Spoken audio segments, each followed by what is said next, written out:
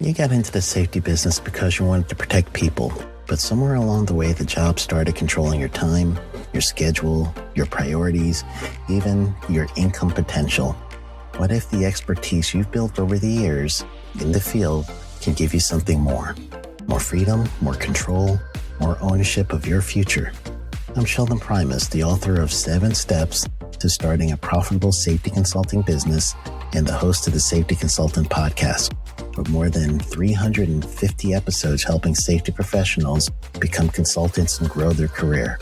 Consulting changed my life. In fact, I'm a full-time RVer, and one consulting contract paid for my home I live in today.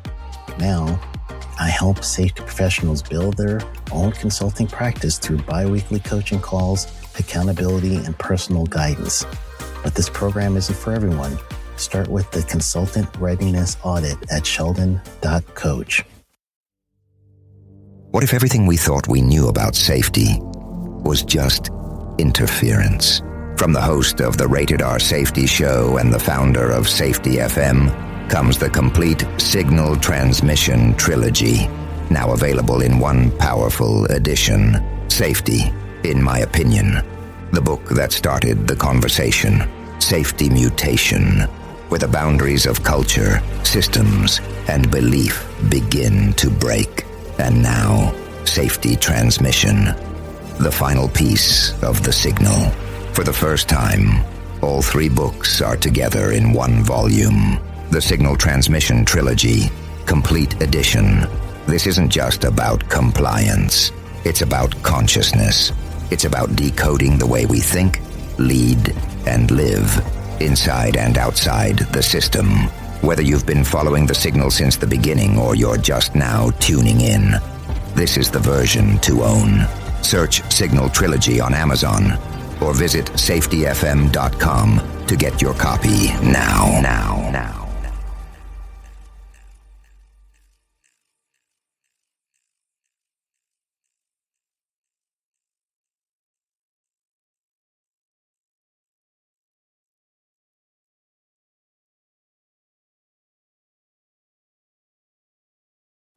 You got into the safety business because you wanted to protect people, but somewhere along the way the job started controlling your time, your schedule, your priorities, even your income potential. What if the expertise you've built over the years in the field can give you something more? More freedom, more control, more ownership of your future. I'm Sheldon Primus, the author of 7 Steps to Starting a Profitable Safety Consulting Business and the host of the Safety Consultant Podcast, with more than 350 episodes helping safety professionals become consultants and grow their career. Consulting changed my life. In fact, I'm a full-time RVer, and one consulting contract paid for my home I live in today. Now, I help safety professionals build their own consulting practice through bi-weekly coaching calls, accountability, and personal guidance. But this program isn't for everyone. Start with the Consultant Readiness Audit at sheldon.coach. What if everything we thought we knew about safety was just interference? From the host of the Rated R Safety Show and the founder of Safety FM comes the complete signal transmission trilogy, now available in one powerful edition. Safety, in my opinion, the book that started the conversation. Safety Mutation, where the boundaries of culture, systems, and belief begin to break. And now, Safety Transmission, the final piece of the signal. For the first time, all 3 books are together in one volume. The Signal Transmission Trilogy, Complete Edition. This isn't just about compliance. It's about consciousness. It's about decoding the way we think, lead, and live, inside and outside the system. Whether you've been following the signal since the beginning or you're just now tuning in, this is the version to own. Search Signal Trilogy on Amazon or visit safetyfm.com to get your copy now.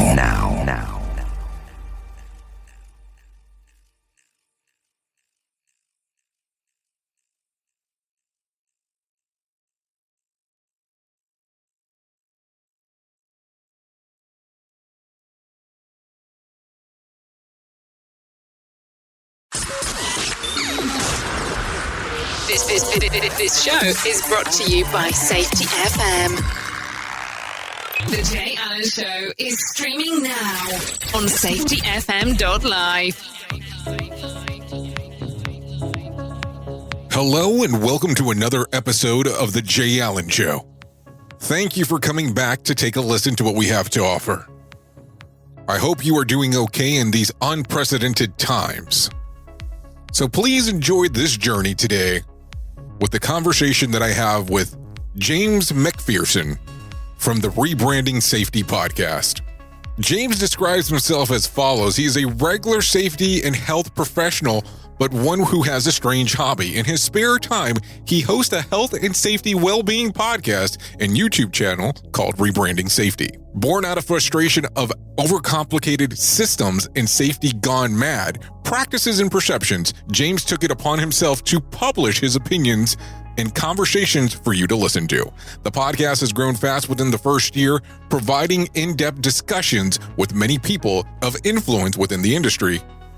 Well, let me tell you this way. Opposed to giving you the jargon that a lot of people like for me to read, I'm just going to tell you straight. Yeah, it's an actual podcast. It's called Rebranding Safety.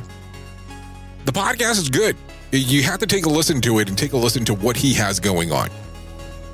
Also, there's a lot of stuff that he talks about where he has shown some of his frustrations on what's going on within the industry. So without taking too much more of your time, let's get you started and let's start the conversation with James MacPherson here on The Jay Allen Show. James, welcome to the show. Hello. Hello. Hello, can you hear me?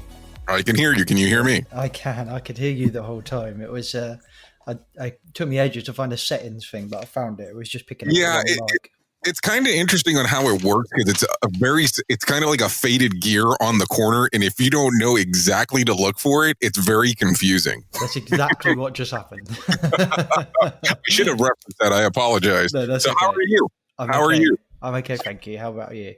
Oh, I could complain, but I'm sure that people are not doing well across the board. So I understand how that's going. Yeah. And the problem is once you start complaining at times like these, you don't stop, do you? That's exactly how it goes. So, James, I know that you had actually seen one of the postings that I had actually made about actually doing, having some people come on and talk about some different things. And you had actually reached out and said, hey, I don't have anything to pitch, but I'd love to talk. So I definitely wanted to jump in and do this. I took a listen to a couple of your different episodes and I love what you're doing, actually, jumping in there, having some people actually have some conversations with you, especially in how you've suspended some of the things that you were doing to really focus on this aspect of COVID-19 in particular. So why did you decide to actually kind of restructure the whole show just to focus on that? That's quite a good question. That was an interesting, I'd say pivot, because when it first all happened, there was a lot of people throwing their advice out into the market, and I actually said that Rebranding Safety, our podcast and YouTube channel, wouldn't be doing anything, and advised people to go to our local enforcer, so the HSE and the government webpage to get their kind of and the NHS webpage as well to get their advice. So didn't really want to add to the confusion that was already out there, but there's something that I'd been quite wanting to do on the podcast for a long time, which was have that panel set up, which we've got currently. And like a LinkedIn connection, a colleague of mine basically dropped me a message and was like, hey, do you fancy doing like a panel kind of thing around coronavirus? And I was like, I'm not sure. I would like to have a discussion about it, but I want to be very clear that we're not giving our advice is not what you should probably listen to. You should probably go to the government. But what I am up for is just kind of discussing our experiences, discussing our opinions, and just having a relaxed conversation around it, recording that and publishing it out to everybody else. But being very clear that, we're just here to voice our opinions, and it may or may not help you. And that seemed to go down well with my kind of colleague or connection over LinkedIn, and we approached a couple of other guys. So we got Jonathan Dempsey from Red Laces, and then David McLean, who's ex-Marine turned psychotherapist, and then Christian Harris, who's like a cleaning expert. I actually think you had Christian on your podcast. We have. Yeah. So we kind of all in this little WhatsApp group and just said, hey guys, what do you think? And that was it really from there. I think like 2 days later, we just had a Zoom call, press record, and off we went. We had a vague structure to it, but it was vague to say the least. It was really just a subject of what we were going to discuss and just kind of led the conversation. So we kind of just stopped the whole podcast to kind of do that and see how it went. Now I think we've done 4. What we're going to do is probably go back to the normal content, because I've got loads of really good content I want to put out, but I can't because we're doing this every week. So now we're going to shift to keeping the panel, but doing it once a month, because I quite like the dynamic of it. And I think it brings a little bit of variety to the listeners as well, to hear someone else's voice. Well, let me ask a couple questions here, if you don't mind, because the interesting thing that has taken place is you have taken such a different approach where you didn't want to come across of, hey, what I have to say is subject matter expert. You kept on referencing going, hey, let's take a look at what the government is telling us to do. I know that there was one particular episode where where you were sitting there and you turn around and you go, there's only 4 reasons you should be out, and you cover them directly on what the whole purpose was, which I thought was excellent. But as you decided to do this, why didn't you take the approach that so many others are doing, where they're saying, well, I'm a COVID-19 expert, even though most of us have never even heard of this thing until it actually started coming about. Why did you say you want to do it so differently?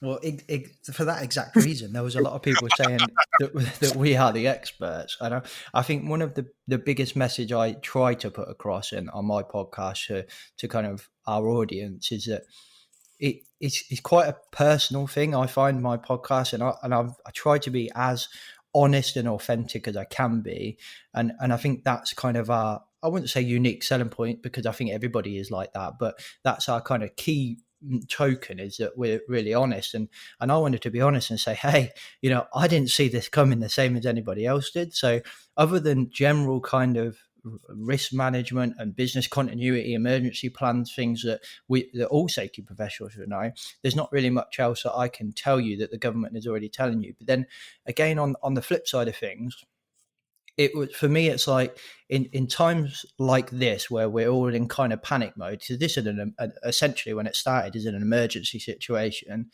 I kind of looked at it like, how would I deal with, say, an emergency situation in a day job from a huge fire, for example.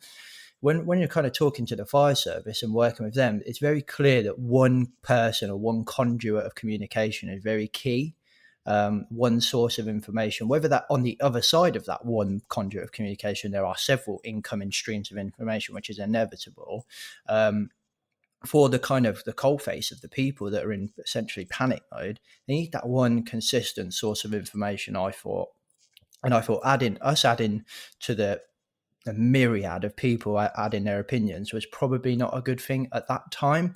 And that is why at the beginning of the podcast, for those 4 that we did, I just reiterate the government guidance every single time, because I just do not want anybody to come back and be like, not from a sense of covering our butts, but I don't want to add to the confusion. I want people to go to the one consistent source, whether in years' time we look back at how the government manage it and think, we probably didn't do enough. That's not the point. We can only deal with what we know now, and I think we need to stick with the professionals, with the government and the NHS, who are there for a reason. This is the Jay Allen Show.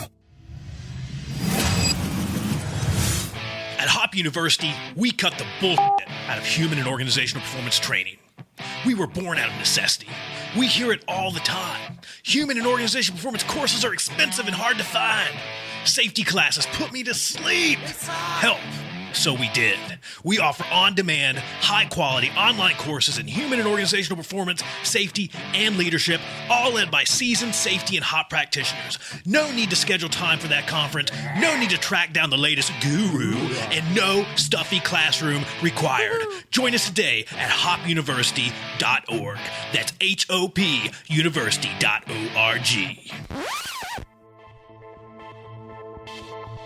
Thank you for listening to Safety FM. We are here to help you in this time of need. Make sure to join us on Patreon/Safety FM. And And we are back on the Jay Allen Show on Safety FM. Yeah, I mean, and that's the thing. And I think that you're bringing out an excellent point is that things are consistently going to be changing because, of course, we learn something new, something that we're doing right, something that we're doing wrong, something that needs to change. So I think that's excellent points that you are bringing up there. Now, let me ask a couple of strange questions here, because when you decided to actually come up with your podcast and YouTube channel, why did you decide Rebranding Safety? What did you look at and say, we're branding it wrong? And you said, we need to change it. That's another good question, actually. I mean, these are the questions I have to ask. You have the titling, so of course I have to take advantage of the opportunity. It's interesting because I think before I started the podcast, I lived in this little beautifully naive world where I thought I was the only person that had this forward-thinking view on health and safety. I hadn't been exposed to the people that I've been exposed to since being on the podcast. So it was interesting. I was talking to another podcaster in the UK, Colin Nataj, who does the Interest in Safety podcast, and we were talking about, he was comparing his to mine, and I was saying I see my podcast as this. It's like a live version of me learning and growing as a safety professional. Because when I started, I was under the impression, and I still am under the impression, that we do need to rebrand health and safety, and I'll come to that in a second. But at the time, all I saw was what was immediately in front of me in the day job. All of my friends are builders and plumbers, etc., and they have a perception of health and safety which I didn't see myself fitting into. And when I went on to YouTube or looked for podcasts, it felt like it was the same old, middle-aged to old white man in a shirt and tie, sitting at the top of a high-rise building in London, talking in a very monotonous tone. And I just thought, it doesn't communicate to me. It's most definitely not going to communicate to my friends. Hold on, you said tone. I don't know if I should be offended. No.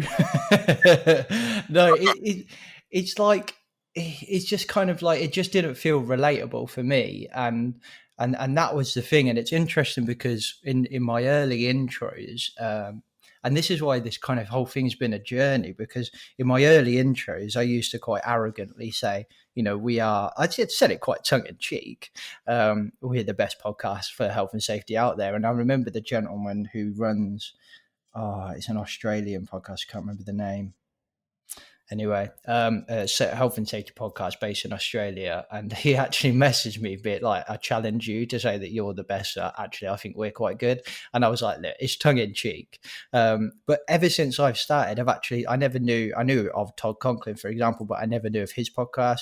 I didn't know of your podcast. Now you've got Drew Proven, he's doing his podcast. There's so much good stuff out there, but the problem is a lot of people didn't know it. So we're quite upfront as well in our podcast. If I listen to something, say on your podcast, for example, I'll quite easily say, hey, go check out Jay's podcast, because I heard this really good episode the other day.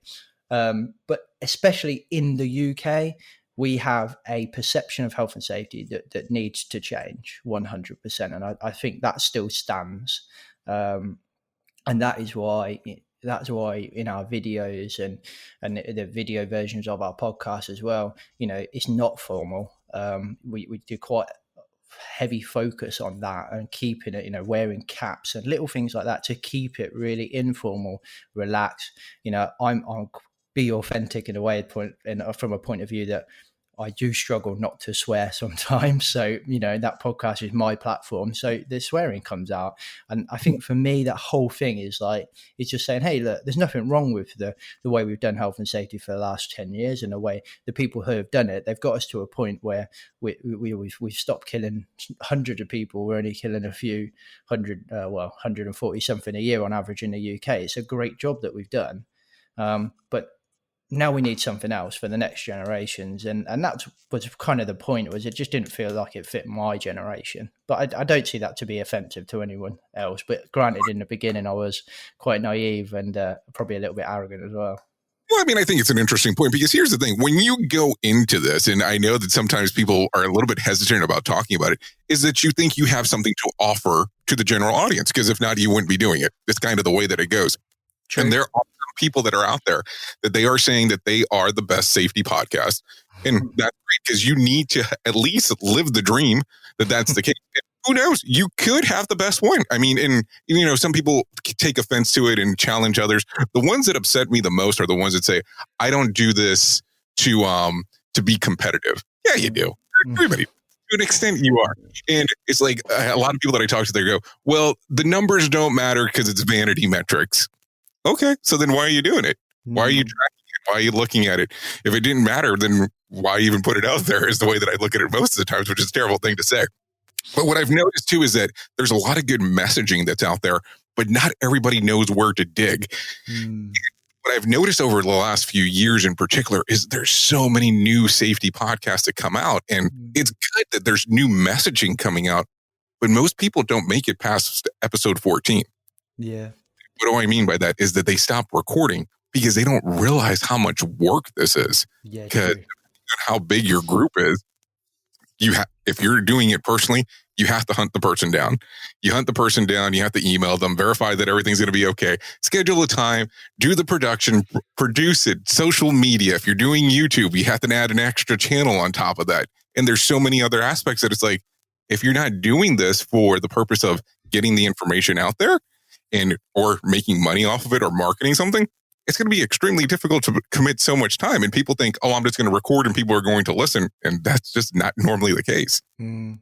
That is just so true. I mean, there's so much to that. The work that goes in behind it, I do think a lot of people don't realize how much work it takes to edit and to cut it, to get it to a reasonable standard. Now, don't get me wrong, our first podcast we ever did was literally my hands-free plugged into my phone, and I just recorded it straight into there and just thought, screw it, let's go. But I've got this weird kind of thing about me that I don't like being a percentage. And when I started, I watched I think it was Pat Flynn, who's obviously a huge podcast, and he said less than 9% of podcasts make it past episode 11 or something like that on average. And I was like, well, I'm not going to be a percentage. I'm making at least 11 episodes. And then and that was it. We just kept going and kept going. And I think there is some other points as well. It's like I would probably hold my hands up and say that I would say that I don't see competition in the. I've definitely said it when talking about the three other kind of English podcasts that we have going. But when I say I don't see it in a competition, I see it I mean it from a point of view to say that there are people in this profession, or not even just in this profession, there are people as business owners, leaders, etc., that want to listen to a health and safety podcast that do want my style of podcast. There are people that want, or the other ones that are in the UK, they want their style of podcast. There are people that want your style of podcast and Todd's style of podcast.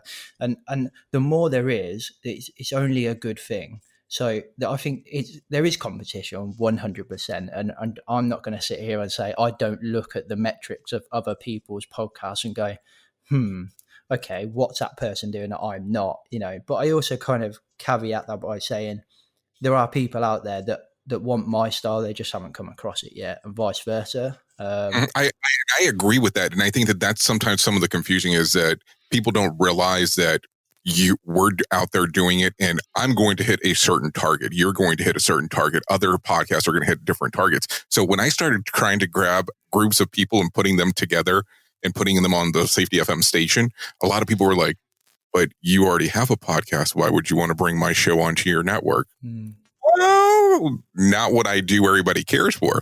And a lot of the stuff that we talk about is human and organizational performance, at least on the shows that I do. I started to bring in some people that did behavior-based safety. And then I had people that came in and did human factors. And some of the other shows were like, what is wrong with you? Why are you having these other people on there? I was like, because not everybody cares what I have to say. They were like, but isn't the whole purpose of actually having them listen to your concept of safety? But yes, but we have to get them there some way, some shape, or some form. And they might not agree 100%. And maybe today they don't like what I have to say, but they might like somebody else. And maybe we can get them there by listening to this. And it's not like I'm trying to transfer people over to change what they're doing, but I think it's exactly what you're saying. There's different contexts for everybody. Like I have a guy that's on the station. His name is Sam Goodman. He does something called the Hop Nerd. Some people are offended by the name because of what it's called. And it's like, well, he's referring to himself that he's a nerd because he digs in so much to hop. And that's what he's doing. And I've always found it interesting that people were offended by the name, but he has some really good content, but he definitely has a demo that is a younger demographic. Like, I think it's funny because I look back and I was talking to somebody a few days ago and they asked me, what do you think of your first 100 episodes of your show? And I was taking a look at it and I went, if you look back at them, it's a love letter to Todd Conklin. It's a love letter of how much I appreciated his work. I mean, it's pretty much, that's the whole context of every single show. So if people that have not listened to my show, they will know that they don't have to listen to the first 100 if they know about Todd, because that's all it's about. Yeah, I love that. I love that to Todd Conklin. It's the truth. It is a love letter to Todd Conklin. And it's funny because I have gotten to know Todd over the last few years, and he's a very interesting individual. And he goes into so much in depth about his work and the stuff that he covers and stuff that he tells me, behind the scenes. I'm always amazed on just how fluid he is in that, because to me, I had to do a lot of research and do a lot of strange things to go, here's my new concept. Here's a concept that I'm thinking of, but he's just so fluid with it. And it is constant and constant and constant. Mm-hmm. And I always just love talking to people that are able to do that. That's why when you kind of reach out, I have seen some of your stuff online, but I was like, okay, I want to understand it a little bit better. So I was taking some of these dives and I was like, I'm just so impressed on the approach that you're taking. And it's different. And that's what I like, is that it's competitive, but different all at the same time. Mm. And I think that's where some of us get hung up of, well, I don't know if I feel comfortable. And I think it's a comfort thing with some people where they don't feel that it's okay to talk about other podcasts or other shows on their show, because what if my listener all of a sudden likes your show better? Mm. Well, okay, that's what they're wanting to know. They want new information. Mm. But it's do you know what it reminds me of? Just to kind of just as you were kind of comparing the two and talking about Todd as well, it reminds me of this battle that I see quite a lot at the moment between like your safety ones and your safety twos and all of that is so similar to that, what you've just said, in that it doesn't matter if you're a 1 or a 2 as long as it works for you. It doesn't matter if you listen to Rebranding Safety or Safety FM, as long as it works for you. And let's be honest, when it comes to podcasts, people don't just listen to one bloody podcast. I listen to a lot of business podcasts, but there's hundreds of them. This is the Jay Allen Show. SafetyConsultant.us group is a group that is set up for other people that are safety consultants and those that want to be safety consultants. A resource site that will give you the ideas that you need for growing your business, such as teaching resources, because you got to be a teacher when you're out there, and that's going to be part of your base for growing your clients. Get your chops done. So that we have OSHA compliance topics, including written programs and assessments that you could use for getting your business going. And also, it's a group community of other people that are doing what you're doing as a safety consultant.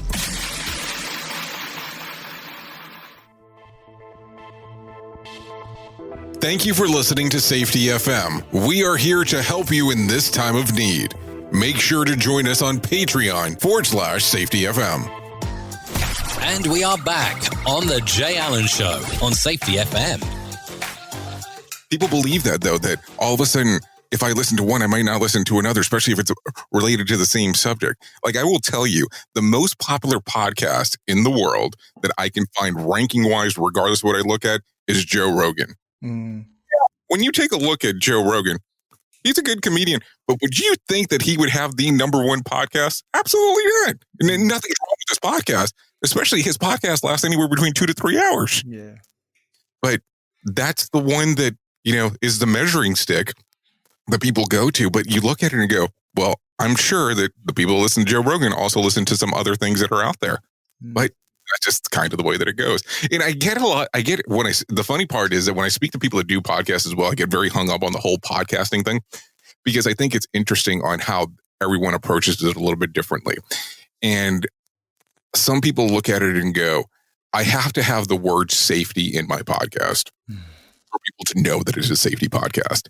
And that is the whole portion of it. I have listened to some safety podcasts that don't even talk about safety, but safety's in the title. Yeah. So, James, as you decided to go down this path, what caused you to be in love with safety? What was the whole thing? What was the word Where did the love start where you said, okay, I want to go into this field? Because let's be real, this is not the easiest field. You are selling something that people can't touch, feel, or even look at. So how did this start working for you? And mostly you're selling stuff that they don't realize that they need or want as well. But it's so I actually went to college to be an electrician because I had it instilled in me and my family. You ain't going to get anywhere unless you get a trade behind you. So you need to get a trade behind you. And there's two things I wanted to do, either be a journalist or work in theatre. And a friend of mine actually worked in theatre, still does now, very successful. And ended up going down that route. And to work as a light engineer in theatre, you need to be an electrician anyway. So I was like, great, I'll tick the family box by getting a trade behind me, and I could still go work in theatre. Did that. Tried being an electrical apprentice during one of the biggest recessions that England's ever had. Was a bad idea. Couldn't get any apprenticeships whatsoever, and just ended up being a chef. So I ended up in a local pub, and was a chef for a few years, which is a good thing because that's where I met my wife. So that was a good thing. I'll never say that it was a bad thing. Greatest thing that ever happened. Let's get the story straight. That's it. And to be honest, I've still struggled to meet many people that have the work ethic that a chef has. Like, it is the hardest job I've ever seen. And don't get me wrong, there are hard jobs out there, much harder than being a chef, but it was just nonstop. And then kind of left the pub and was bouncing around warehouses and just crappy jobs, and just thought I never really had any aspirations, I had an aspiration to own my own business, but that was about, never knew what it was going to look like. I thought, well, I'm not going to be a journalist now, and I'm not going to be in a theatre. Had nothing, and I just took a job. Was what was it called? Assistant Health, Safety, Quality and Environment. That was it. Yeah, Health, Safety, Quality, Environment Assistant at a manufacturing plant in my hometown. And then that was it. From there, it grew from, this is an all right job and it pays quite well. I'll stay here. I was on a temporary contract. Then I got offered a permanent contract, and I was starting to think, this is actually quite a good job. And to be honest, it's probably one of the best jobs I've ever had, even to this day. And then took on the safety side of it a lot more. So when I first started, it was mostly quality that the assistant did. And then took on safety and started realizing that I've got this kind of love for understanding how kind of people work, like the sociology side of things and the psychology side of things, and trying influencing people, and just the kind of variety of it as well. Like, so the love for safety never just came out, it just grew and grew over the years, and the more and more I get into it, the more and more it fascinates me. But if anyone was to say, why should I have a job in safety, I would say it's the only job, in my experience, you can get your fingers in absolutely every pie in the workplace. Safety is in every department. There's no other job like it. If you work in finance, you just work in finance. If you work in operations, you just work in operations. If you work in safety, you have to know finance, you have to know operations, you have to know brand, you have to know comms, everything. Now, when you decided to do this, I mean, that's definitely a change of scenario there from where you started to where you got to it. Now that you have your fingers in everything, or had the opportunity of doing it because of being in safety, I know that here in the U.S., if you want to make it to, let's say, what we call the C-suite, so like the board of people that are in charge, they only require that you have X amount of experience in other things as well. Do they normally have a chief position, like a chief safety officer position in the UK? Is that something that's standard there, or is it kind of rare and far between in individual companies, that is? It varies. I find sometimes you'll have like a director of safety or a head of safety. I think head of safety is the most common from what I see.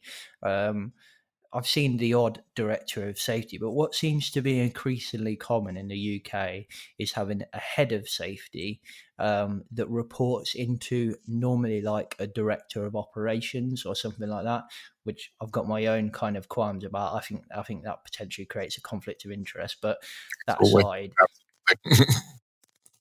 And I think that seems to be the common thing, but you are starting to see much more kind of, I would say maybe forward thinking, I don't know, but you do start to see these kind of directors of risks roles start to come up a lot more nowadays, where they seem to run everything that's a potential risk to the brand. So you might start to see a head of finance, a head of safety, a head of HR, a head of comms, whatever, all sitting under a head of risk, a director of risk or something like that. It does vary, but 9 times out of 10, the head of always sits probably one below what you would call the C-suite, or if you're in what I would say a potentially good business, they do sit in that kind of C-suite. So it does vary over here, I think.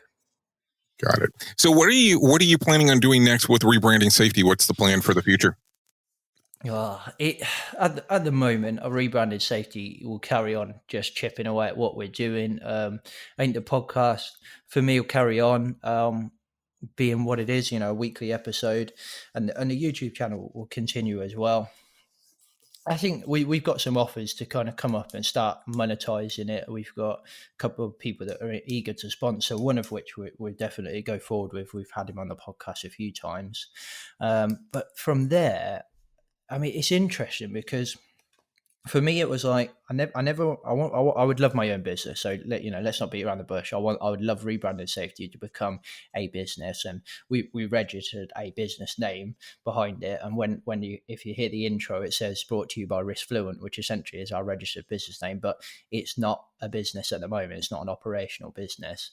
We just got the name because we didn't want anyone to nick it. And we couldn't register Rebranded Safety because it's a phrase and not a name, so they wouldn't let us register it.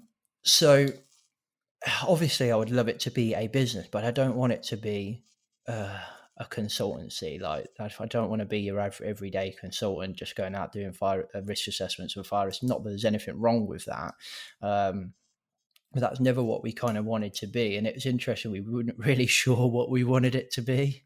It's just a podcast and a YouTube channel. And if it became something bigger, then great. And since then we've kind of had, we had what was called a media partnership in February, which I couldn't tell you even now what that means. But a gentleman who runs quite a kind of innovative health and safety kind of event called the Congress, the HSE Congress. He actually does them in America and all around the world as well. And he'd come on he'd asked to come on a podcast, said, I'm doing this, what do you think? And I want to talk about it. And I'm like, yeah, come along, had to talk about it. And then he approached me a couple months later saying, I really love what you're doing on a YouTube channel. Could you come along and do something like some social media stuff? And I said, well, what I would like to do and what we've been thinking about is doing like a vlog style video of us going to events like conferences and stuff like that. Would you want us to do something like that? We did it completely for free. They paid for a ticket for us, but that was it.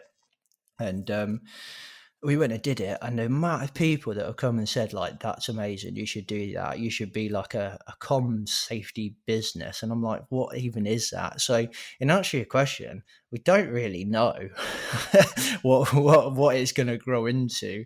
We're just kind of enjoying seeing it grow. Like when you were talking about the metrics earlier as well, like for me, every day when we get one new subscriber, or I have a double check and we've got 10 new subscribers, or you've got another couple of listeners on or a couple more downloads than you did on the last one, I just can't believe it that there's another person that actually wants to listen to me on a regular basis. It blows my mind.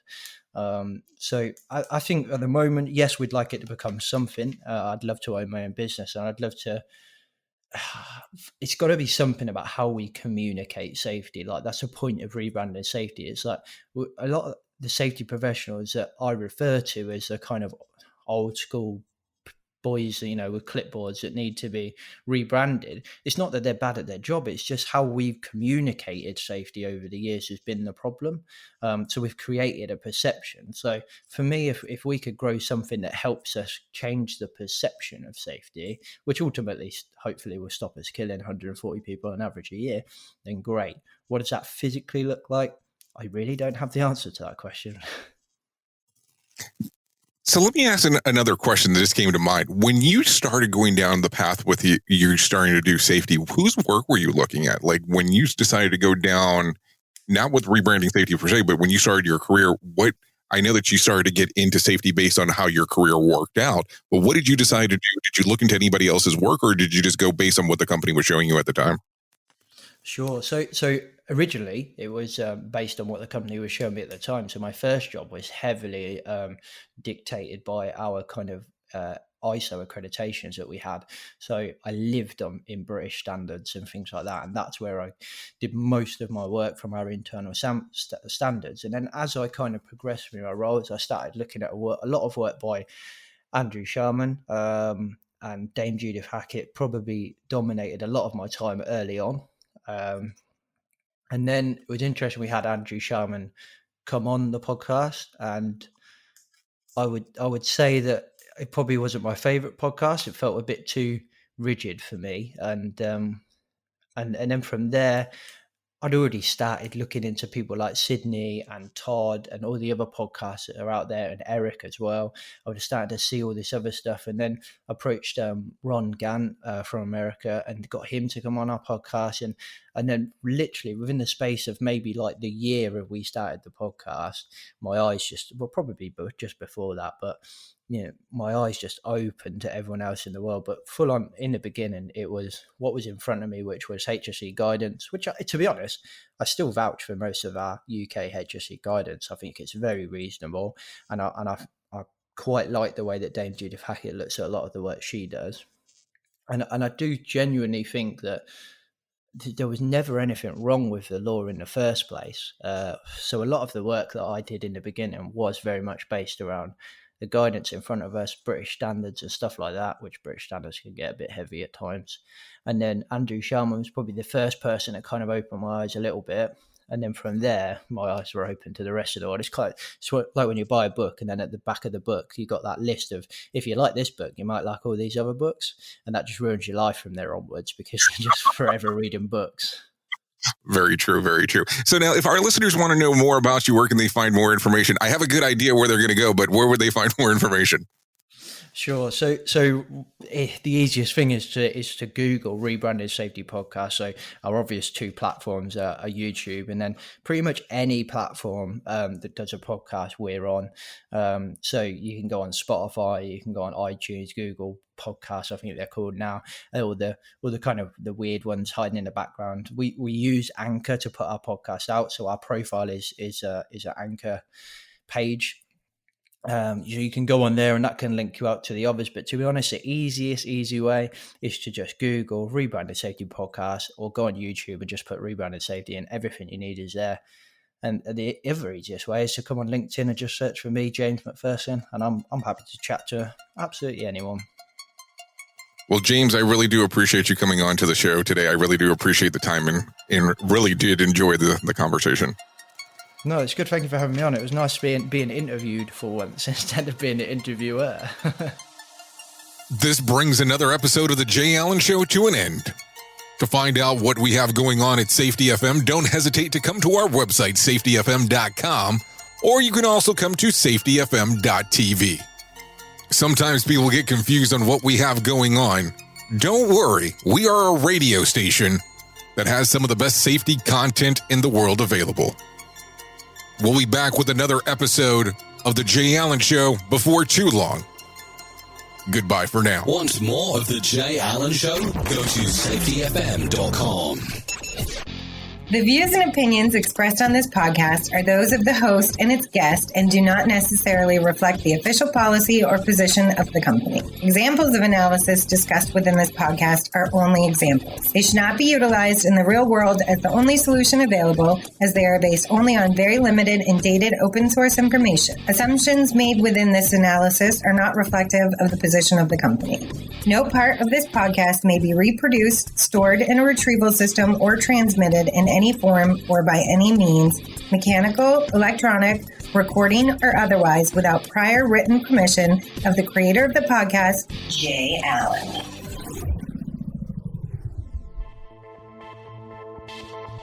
Thank you for listening to Safety FM. We are here to help you in this time of need.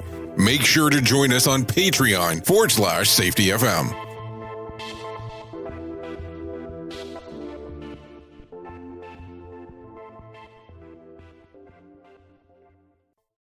You got into the safety business because you wanted to protect people, but somewhere along the way, the job started controlling your time, your schedule, your priorities, even your income potential. What if the expertise you've built over the years in the field can give you something more? More freedom, more control, more ownership of your future. I'm Sheldon Primus, the author of 7 Steps to Starting a Profitable Safety Consulting Business and the host of the Safety Consultant Podcast, with more than 350 episodes helping safety professionals become consultants and grow their career. Consulting changed my life. In fact, I'm a full-time RVer, and one consulting contract paid for my home I live in today. Now, I help safety professionals build their own consulting practice through bi-weekly coaching calls, accountability, and personal guidance. But this program isn't for everyone. Start with the Consultant Readiness Audit at sheldon.coach. What if everything we thought we knew about safety was just interference? From the host of the Rated R Safety Show and the founder of Safety FM comes the complete Signal Transmission Trilogy, now available in one powerful edition. Safety, in my opinion, the book that started the conversation. Safety Mutation, where the boundaries of culture, systems, and belief begin to break. And now, Safety Transmission, the final piece of the signal. For the first time, all 3 books are together in one volume. The Signal Transmission Trilogy, Complete Edition. This isn't just about compliance. It's about consciousness. It's about decoding the way we think, lead, and live, inside and outside the system. Whether you've been following the signal since the beginning or you're just now tuning in, this is the version to own. Search Signal Trilogy on Amazon or visit safetyfm.com to get your copy now.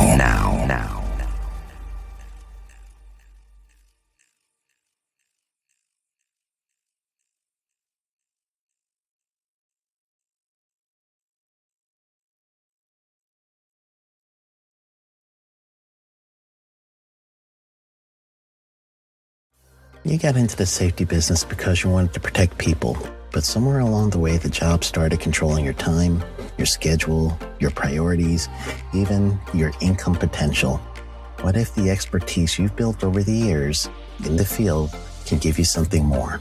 More freedom, more control, more ownership of your future. I'm Sheldon Primus, the author of 7 Steps to Starting a Profitable Safety Consulting Business and the host of the Safety Consultant Podcast, with more than 350 episodes helping safety professionals become consultants and grow their career. Consulting changed my life. In fact, I'm a full-time RVer, and one consulting contract paid for my home I live in today. Now, I help safety professionals build their own consulting practice through bi-weekly coaching calls, accountability, and personal guidance. But this program isn't for everyone. Start with the Consultant Readiness Audit at sheldon.coach. What if everything we thought we knew about safety was just interference? From the host of the Rated R Safety Show and the founder of Safety FM comes the complete Signal Transmission Trilogy, now available in one powerful edition. Safety, in my opinion, the book that started the conversation. Safety Mutation, where the boundaries of culture, systems, and belief begin to break. And now, Safety Transmission, the final piece of the signal. For the first time, all 3 books are together in one volume. The Signal Transmission Trilogy, Complete Edition. This isn't just about compliance. It's about consciousness. It's about decoding the way we think, lead, and live, inside and outside the system. Whether you've been following the signal since the beginning or you're just now tuning in, this is the version to own. Search Signal Trilogy on Amazon or visit safetyfm.com to get your copy now.